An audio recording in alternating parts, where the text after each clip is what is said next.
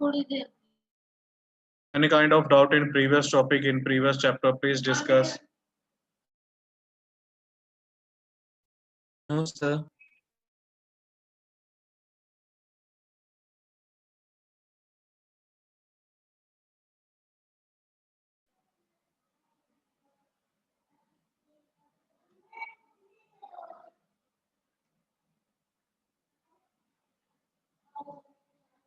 So screen is visible to you for the lightning conductor.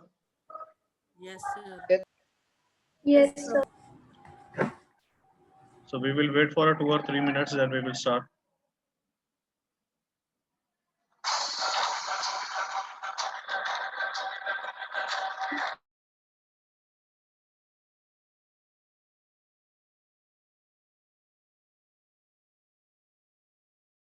Sir,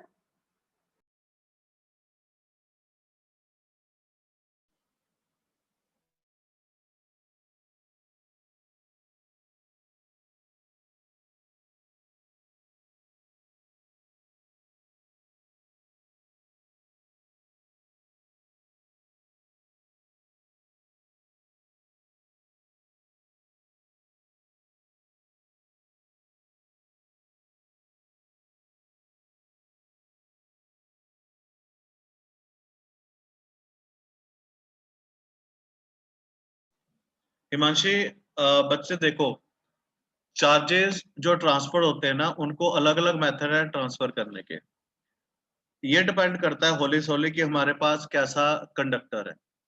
अगर हमारे पास solid conductor है, ठीक है, तो जो चार्ज ट्रांसफर होगा वो बाय यूजिंग फ्री इलेक्ट्रॉन्स होगा। मतलब फ्री इलेक्ट्रॉन जो है वो as a charge carrier work करेंगे और चार्ज को ट्रांसफर करेंगे from one point to another point. अगर हमारे पास गैसियस स्टेट है, तो हाई प्रेशर के ऊपर जो गैस के आयंस होंगे वो हमारी हेल्प करेंगे चार्ज को ट्रांसफर करने के लिए।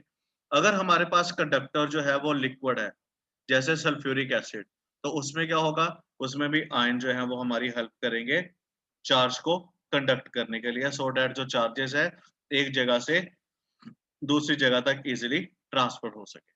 मैं आपको इसका एक बड़ी सिंपल सी एग्जांपल बताता हूँ। जैसे हमारे पास होता है सल्फ्यूरिक एसिड। सल्फ्यूरिक एसिड जो घर पे आपके इन्वर्टर के साथ बैटरीज लगी होती हैं, उसमें सल्फ्यूरिक एसिड होता है। और सल्फ्यूरिक एसिड का जो फॉर्मूला है वो होगा H2SO4। और जब हम इसको बैटरी में डाल देते हैं, जब ये बैटरी में वर्क करता है, तो ये दो पार्ट्स में जो है वो डिसोसिएट हो जाता है। एक क्या बन जाता है, H पॉजिटिव आयन, एक के ऊपर चार्ज आ जाता है H पॉजिटिव, और दूसरे के ऊपर आ जाता है HSO4, just a moment, HSO4 negative. तो इस तरह से जो है चार्जेस वो एक जगह से दूसरी जगह पर ट्रांसमिट होते। यह है लिक्विड का केस, ठीक है। और सॉलिड के केस में क्या होगा, फ्री इलेक्ट्रॉन जो होंगे वो हमारी हेल्प करेंगे चार्ज को ट्रांसमिट करने के। हमने अभी थोड़े दिन पहले एक टर्म की थी,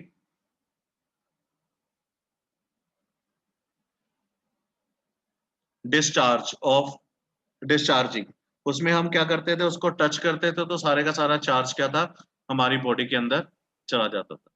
सो this is also a process to transfer a charge. Arnav, earthquake की जो रीडिंग है ना, ये डिपेंड करती है कि जो फोकस पॉइंट है वो कितनी दूर है। Got it? फोकस पॉइंट का distance Yes, sir. Main building से कितनी दूरी पे है। तो अगर तो फोकस पॉइंट बिल्कुल मतलब कह लो कि उस एरिया के बिल्कुल सेंटर में है फोकस पॉइंट, तो जो 3 to 4 रेक्टर का रेक्टर स्केल का भी जो अर्थक्वेक है वो डेंजरस है, ठीक है। फॉर एग्जांपल, अगर नेपाल में जैसे कुछ साल पहले अर्थक्वेक था, ठीक है, तो नेपाल उसका क्या था, सेंटर था, फोकस था उसका। तो सबसे ज्यादा जो डिस्ट्रक्शन हुई वो कहाँ पे हुई, नेपाल में। लेकिन इंडिया का डिस्टेंस क्या था, हमारे पंजाब का डिस्टेंस या दिल्ली का डिस्टेंस उससे काफी ज्यादा था, ठीक है। तो वो हमारे लिए इतना ज्यादा जो है वो डेंजरस नहीं। अब उसी तरह से एक बार गुजरात में आया था, कच्छ में, ठीक है, तो उसका जो फोकस पॉइंट था वो गुजरात कच्छ था। तो जब वहां पे ये अर्थक्वेक हुआ, तो अर्थक्वेक होने से वो, क्योंकि वो उसका सेंटर पॉइंट था, तो सारे का सारा गुजरात वो ट्रेम्बल कर गया, तो वहां पे डिस्ट्रक्शन काफी हुई। लेकिन पंजाब, दिल्ली, क्योंकि वो फोकस सेंटर से, उन प्लेटलेट से बहुत ज्यादा दूरी पे थे, उस प्लेट से दूरी पे था, तो वहां पे इतनी ज्यादा डिस्ट्रक्शन नहीं है। तो हमने सिर्फ उसको थोड़ा सा फील किया कि हाँ, यहाँ पे अर्थक्वेक जो है वो होके गया, नथिंग एल्स। सो डेंजरस अगर हम पॉइंट देखें, तो ये डिपेंड करता है कि हम प्रिंसिपल फोकस है कितनी दूरी पे। Got it? Yes, sir. Sir, is earthing can cause any problem? No. Earth जो है गौरीश, बहुत बड़ा एक तो कंडक्टर है हमारे पास। Second, earth is a very large capacitor, ठीक है। और उससे बड़ी बात क्या है कि किसी भी बॉडी के लिए, अगर हम एक मेटालिक बॉडी की बात करें, तो उसके लिए एक्सेस ऑफ चार्ज कब हार्मफुल होगा या कब प्रॉब्लम क्रिएट करेगा?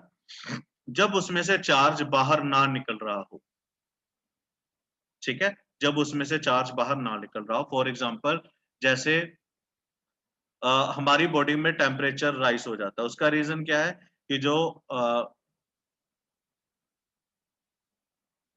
100 मिल चटा, तो उसका उसका रीजन क्या है कि हमारी बॉडी में से जो वेस्ट मटेरियल है वो पूरी तरह से बाहर नहीं निकल पाता, जिसकी वजह से इन्फेक्शन होती है, और इन्फेक्शन की वजह से टेम्परेचर या फीवर हो जाता है।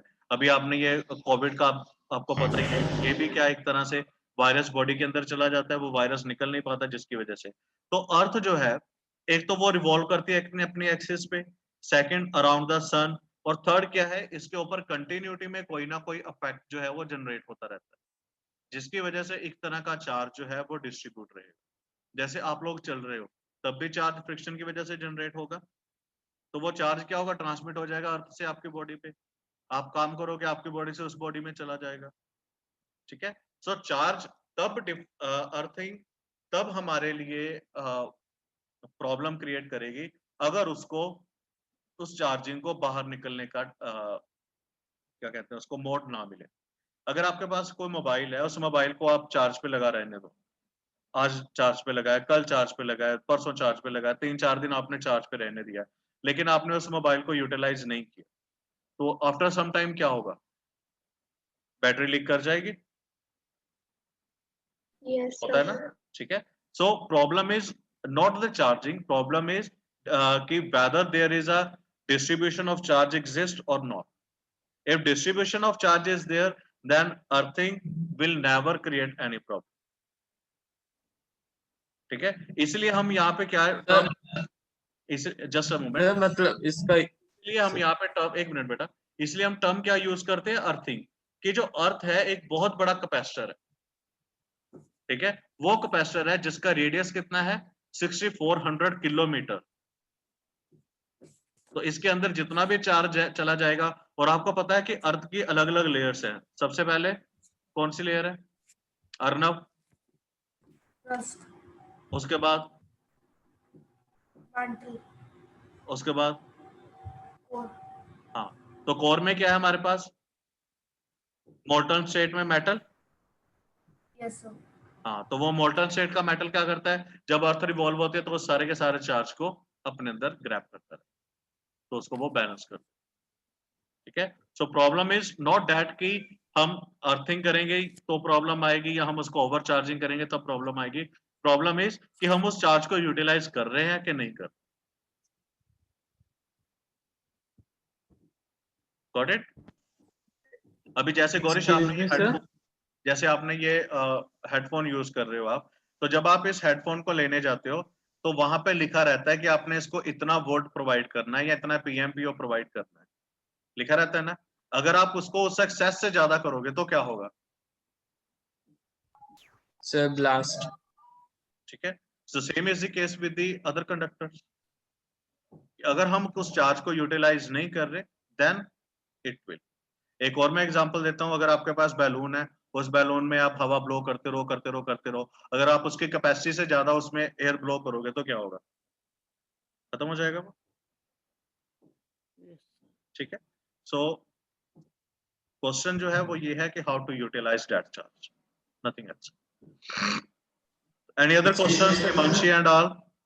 बेटा प्लीज डिस्कस करिए। Pulkit, Upman, Hargun. Excuse me sir. हाँ जी।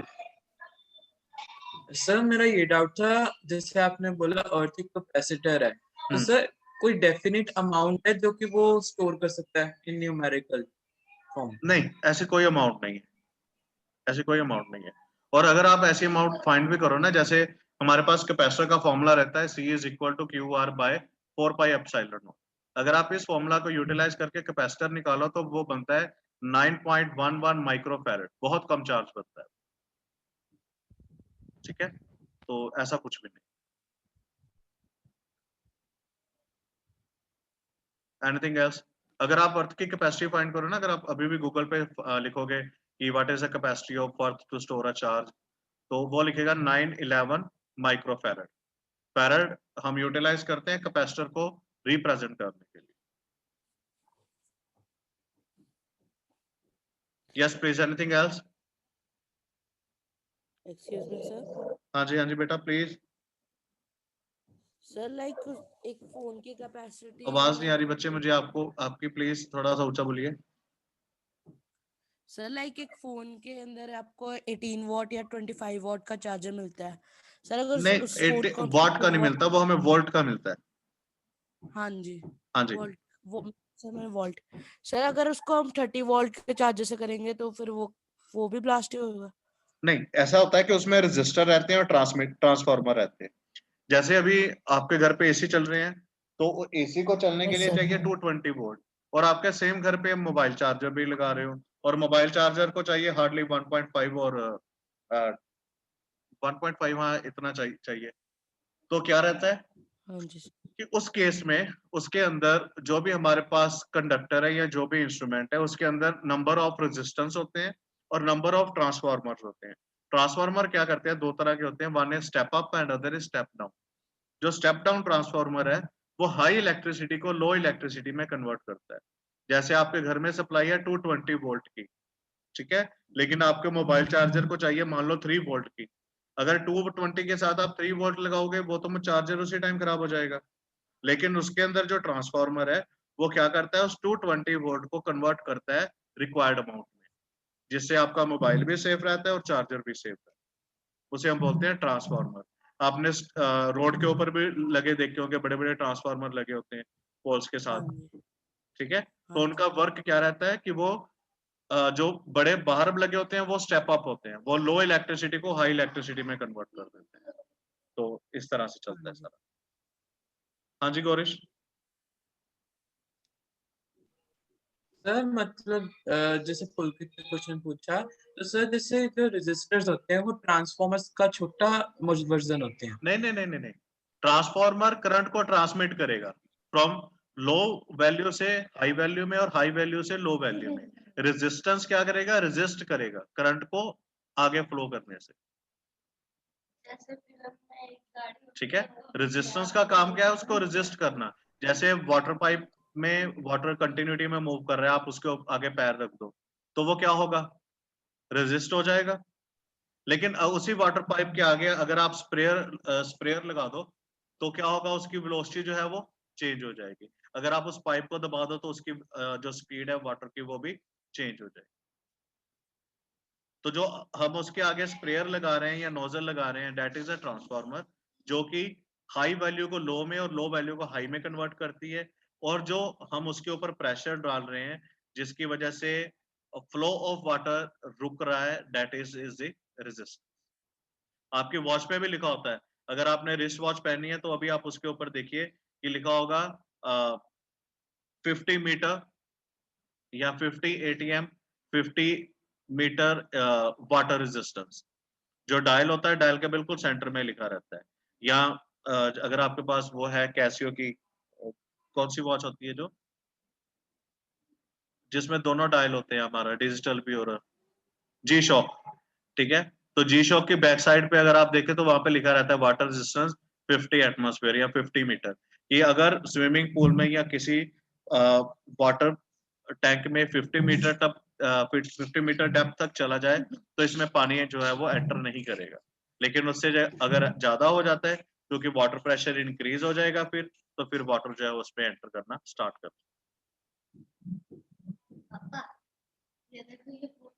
Got it? Yes sir. So our today's topic is, बस 2 टॉपिक है हमारे पास, light conductor and earthquake. Lightning conductor क्या होता है? फर्स्ट ऑफ ऑल कंडक्टर मैंने आपको बता दिया कि वो सारे के सारे सब्सटेंसेस जिनमें से चार्ज जो है वो इजीली फ्लो कर सके, उसे हम क्या नाम देते हैं? कंडक्टर का। तो जब भी कभी एटमॉस्फेयर में लाइटनिंग होती है तो उस लाइटनिंग से इक्विपमेंट को बचाने के लिए या जो बिल्डिंग्स है उनको बचाने के लिए हम यूटिलाइज करते हैं लाइटनिंग कंडक्टर। लाइटनिंग कंडक्टर में सबसे पहले ये आप स्क्रीन पे देखिए, एक रॉड रहती है लाइट, और इसको ऊपर से स्पाइक बनाया होता है। स्पाइक क्यों बनाते हैं इसको? क्योंकि हमने क्या पढ़ा है, pressure is force upon area, पढ़ा हुआ है आप लोगों ने? Yes, sir. पढ़ा था फोर्स एंड प्रेशर चैप्टर में। Pressure is force upon area, जितना कम एरिया होगा उतना ज्यादा इसकी अब्जॉर्प्शन पावर। ठीक है, तो हमने ऊपर स्पाइक पे लाइटनिंग होगी, लाइटनिंग होने के बाद वो चार्ज को अपने अंदर अब्जॉर्ब करेगी, फिर चार्ज जो है वो कंडक्टिंग वायर से या कॉपर वायर से अर्थ की तरफ जाएगा, और वो लास्ट में क्या होगा? ग्राउंड हो जाएगा। और अर्थिंग को या ग्राउंड को हम क्या कहते हैं? Got it? So this is about lightning conductor. It is a device used to protect building from damage due to light. Any doubt up to this point? No sir. No, sir. No, sir. No, sir. तो मैं आपको ये मैंने portal पे डाला हुआ है, आप वहां से इसे नोट कर लीजिएगा और उसके बाद मुझे पोर्टल पे डाल दीजिएगा दोबारा से। मैं फिर ये अपलोड कर दूंगा आपके कम्युनिकेशन में भी और ई कनेक्ट में भी। Second is protection from lightning and thunderstorm. इन दोनों में क्या क्या प्रोटेक्शन लेनी चाहिए हमें? तो ये तो आपको अपने डेली एक्सपीरियंस से भी आप लोगों को पता है कि अगर आप ओपन व्हीकल में है तो वो सेफ नहीं है हमारे लिए, पार्क भी सेफ नहीं है, टॉल ट्रीज भी सेफ नहीं है, क्योंकि टॉल ट्री जो है वो थंडरस्टॉर्म की वजह से या लाइटनिंग की वजह से ब्रेक होके गिर सकते हैं। Carrying an umbrella is not safe. अच्छा पुलकित, ये थर्ड पॉइंट थोड़ा एक्सप्लेन करो जरा। Carrying an umbrella is not safe. Sir मेरे को नहीं पता।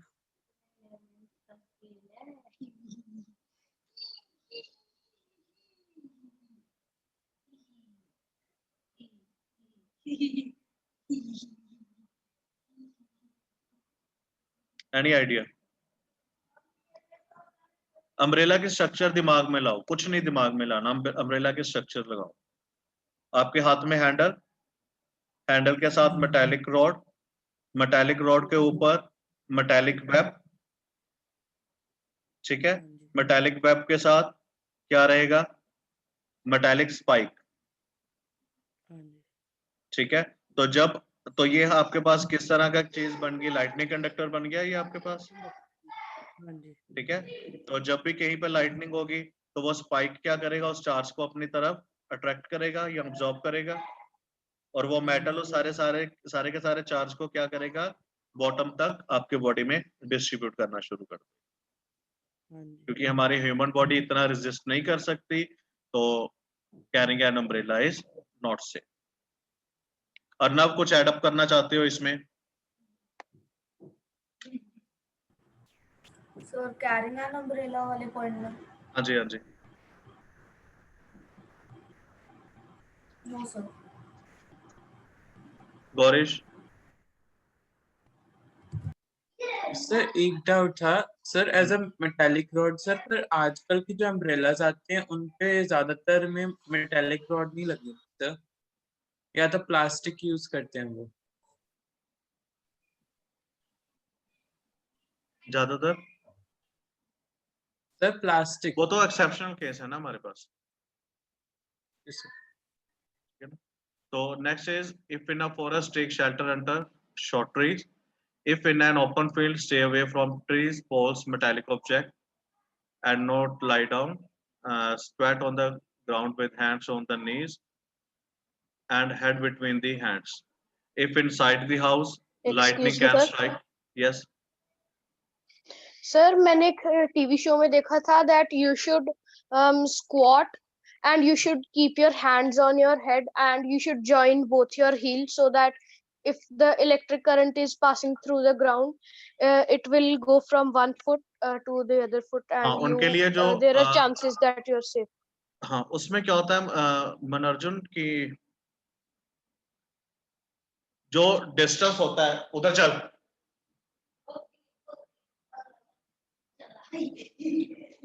जो सो सॉरी फॉर दैट जो डिस्टेंस रहता है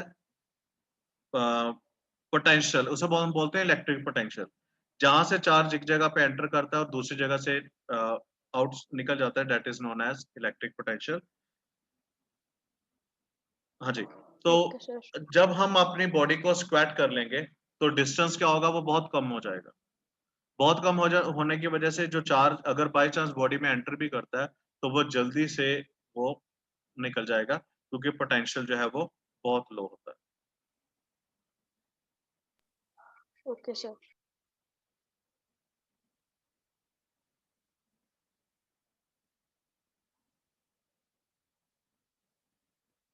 एनीथिंग एल्स?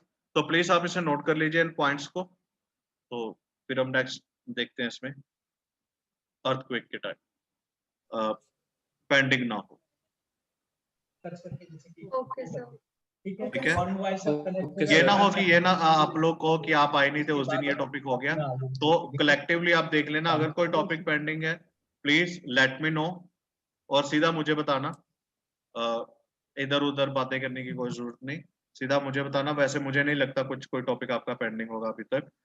तो जो भी हमारा पेंडिंग टॉपिक होगा वो हम उससे डिस्कस करते हैं। ठीक है, विद दिस आपके टोटल 6 चैप्टर थे आपके। लाइट कंप्लीट हो गया, सब नेचुरल फिनोमिना कंप्लीट हो गया, फ्रिक्शन कंप्लीट है, फोर्स एंड प्रेशर कंप्लीट हो चुका है और कौन सा था? Stars in the solar system. Stars and solar system, वो भी कंप्लीट है। So 5 chapters are complete, 1 is pending, that is sound. That we will start in our next class. Thank you very much. Take care. Stay healthy. Stay blessed. Thank you very much. Thank you, sir. Thank you, sir.